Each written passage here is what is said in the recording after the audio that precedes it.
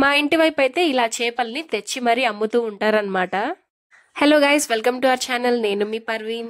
ఈ చేపలేంటో తెలుసా మీకు? కమెంట్స్ లో చెప్పండి, మీ ఊర్లో ఏమంటారో వీటిని. మేమైతే పండు గొరకలు అంటాము. గొరకలు అంటే చేపలు సింపుల్లీ.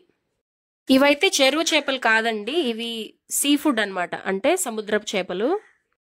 మాలాగా కోస్టల్ ఏరియాలో ఉండే వాళ్ళకైతే ఈజీగా సీ ఫుడ్ దొరికేస్తూ ఉంటుంది కదా. సో ఈ రోజైతే ఈ పండు గొరకలతో మా మమ్మీ ఇగురు చేసేస్తుంది. చూడండి, వీటిని నీట్గా క్లీన్ చేసేస్తుంది ఫస్ట్.